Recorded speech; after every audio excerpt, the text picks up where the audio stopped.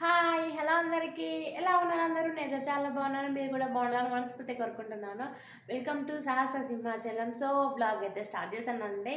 So please అండి, వ్లాగ్లు వెళ్ళక పోయే ముందే చిన్న రిక్వెస్ట్ అండి, మన ఛానల్ కనుక మీరు ఫస్ట్ చూస్తే మాత్రం తప్పకుండా లైక్, షేర్, కామెంట్ సబ్స్క్రైబ్ చేసుకోండి. పక్కన బెల్ ఐకాన్ అయితే యాక్టివేట్ చేసుకోండి ప్లీజ్ అండి.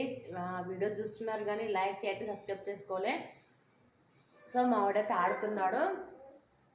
ఇలానే వ్లాగ్ అయితే కంటిన్యూ అవుతుందండి. వీడియో అయితే ఇక్కడ స్కిప్ చేయకుండా చూస్తూ ఉండండి. ఇక్కడైతే ఇక నేనైతే మా చిన్నోళ్ళకు స్నాక్స్ కావాలని అంటే వాటి కోసం అయితే నేను వాళ్ళకి ఏదో ఒకటి పెట్టకపోతే ఊకోరు కదా. సో దానికోసం అయితే నేనైతే ఇంట్లో కొన్ని మక్క చిప్స్ ఉన్నాయి కదా, సో మొన్న వేసాను. అవి వేసిన కొద్దీ అవి అయిపోతూనే ఉంటాయి. మా ఆయన కూడా అవి అన్నంలోకి నంచుకొని తింటూ ఉంటాను అన్నమాట. అందుకనేసి వాటిని నేను ఎక్కువ వేస్తూ ఉంటూనే ఉంటా. సో కొంచెం ఆయిల్ పోసేసుకొని అయితే నేనైతే వెయిట్ చేసేసుకుంటానండి అక్కడ. ఆయిల్ హీట్ ఎక్కేదాకా వెయిట్ చేసి వాటిని మెల్లిగా చిప్స్, బ్యాట్స్ అవన్నీ వగేరా వగేరా కొన్ని ఐటమ్స్ ఉన్నాయి. సో అవైతే కాల్చి పెడదాం అనేసి నేను వాటి కోసం ప్రిపేర్ చేస్తున్నా. ఆయిల్ ఫుడ్ అలా పెట్టడం చాలా వరకు కరెక్ట్ కాదు. బట్ ఏంది అని అంటే వాళ్ళకు నోటికి ఏదో ఒకటి ఉంటేనే వాళ్ళు కొంచెం నార్మల్గా ఉంటారు కదా. సో అందుకనేసే ప్లీజ్ అండి, చిన్న రిక్వెస్ట్, వీడియో మొత్తం చూసేలోపు ముందైతే వీడియోని చూస్తున్నారు కానీ సబ్స్క్రైబ్ చేసుకోవట్లేదు, లైక్ చేయట్లేదు. ప్లీజ్ అండి, ఒక లైక్ అండ్ సబ్స్క్రైబ్ చేసుకోండి. మీరు లైక్ అండ్ సబ్స్క్రైబ్ చేసుకుంటే నాకు చాలా సపోర్ట్గా ఉంటుంది. మీరు ఇచ్చే లైక్ అండ్ సబ్స్క్రైబ్ అనేది నాకు వీడియోస్ అనేది ముందుకు వెళ్ళడానికి చాలా ఉపయోగంగా ఉంటుంది. సో వ్లాగ్లోకి అయితే వెళ్ళిపోదాము. ఇక్కడ మా చిన్నోడు వచ్చేసి అన్నట్టు వానికి ఒకటి కాల్చి ఇచ్చేసాను. అవి ఇచ్చేస్తే వాడు తినేది కాక నాకు పెడుతున్నాడు. ఇదేనేమో అమ్మ కొడుకుల ప్రేమ అంటే ఇదే. అది చిన్నప్పుడే పెడతారులేండి, పెద్దవిరిన కొద్దీ అంత నోరు తెరిచి అమ్మ అనుకుంటే తిను అనేసి వాళ్ళెందుకు పెడతారులే. కానీ ఇప్పుడు ఏంటి అంటే వాడు తినదా అనేసి నేను అన్నందుకు రిటర్న్ నాకే ఆడు పెడుతున్నాడు అన్నమాట. నేను ఈ పని చేస్తూ ఉంటే వాడు ఏదో ఒక పని చేస్తూనే ఉంటాడు నాన్ స్టాప్గా. ఆ బకెట్లో ఇప్పుడు వాడు పట్టుకున్నది బకెట్ బిర్యానీ. చాలా మంత్స్ కిందట మేము తెచ్చుకున్నాం అన్నమాట. బాగుండే టేస్ట్. బట్ ఏంది అని అంటే సాటిస్ఫాక్షన్ లేకుండే, ఎక్కువ బిర్యానీ రాకపోయేసరికి తినే సాటిస్ఫాక్షన్ లేకుండే అన్నట్టు. ఎప్పుడో ఒకప్పుడు కదండి బిర్యానీ తినేది, అది తిన్నప్పుడు సాటిస్ఫాక్షన్గా తింటేనే హ్యాపీ అనిపిస్తుంది కదా.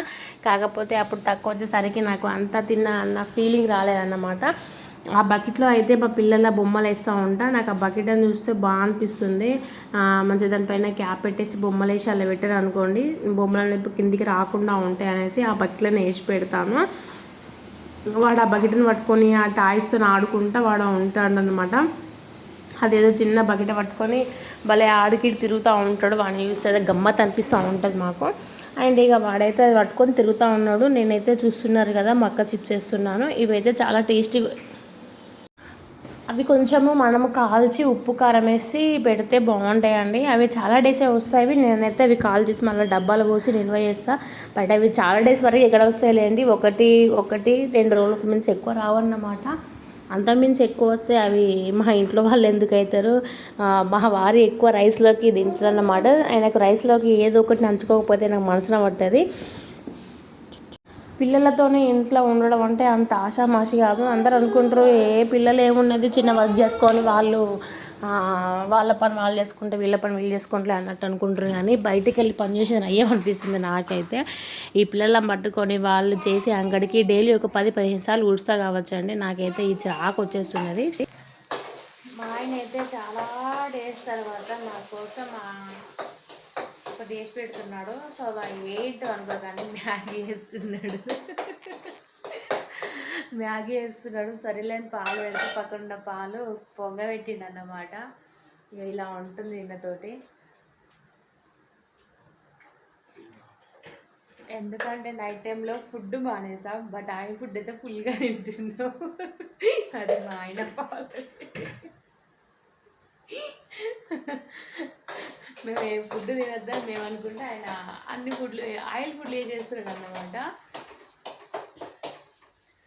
ఇదైతే బాగుంది, స్టాండ్ వచ్చి కావచ్చు మేబీ. కాదు నేను అనేది గాలికి అంతే.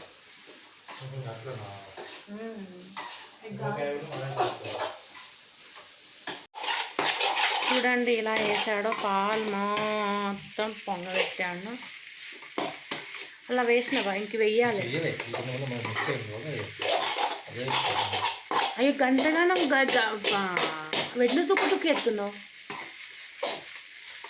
మొత్తం నూడిల్స్ పైకి ఊగులాడాలి. మరి నూడిల్స్ అన్నాక ఊగులాడాలి కదా.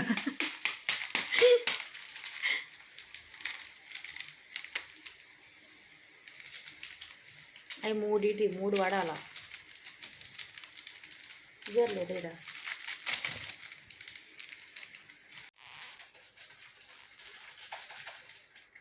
అది అయ్యో పాలల్లో పడేసావు. సీజర్ ఈయనే ఉండే రాక వంట రూమ్లోకి వస్తాడు. అది మీకు తెలిసిందే. అది వంట రూమ్లోకి వస్తే అది ఎలా ఉంటుందో అన్నది కూడా మీకు తెలుసు. అది అంత దరిద్రం, ఎంత దరిద్రంగా చేస్తాడు ఇలా అండి. అలాంటి నూడిల్స్ ప్రపంచంలో ఎవరు ఎక్కడ తినలే అంటే మీ హస్బెండ్ ఈస్ కాలింగ్ మీ. అది ఇలా పడుతుంది, ఇక్కడనే ఉంటుంది సీజర్. ఇగో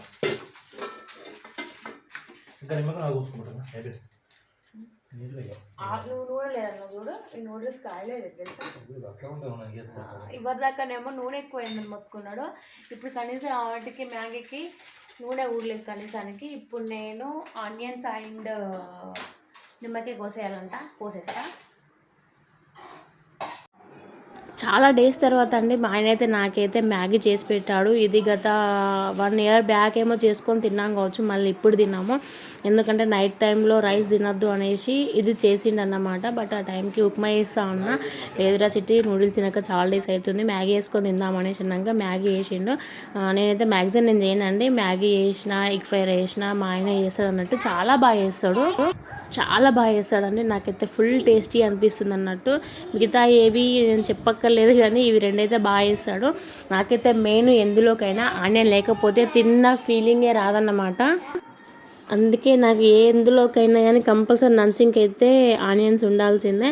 మా అక్షిత్ గారు ఆ రోజు చాలా తొందరగా పడుకున్నాడు. ఎందుకంటే మార్నింగ్ టైంలో 1 hour కంటే ఎక్కువసేపు పడుకోలేదు. సో అందుకనేసి వాడైతే చాలా తొందరగా పడుకున్నాడు.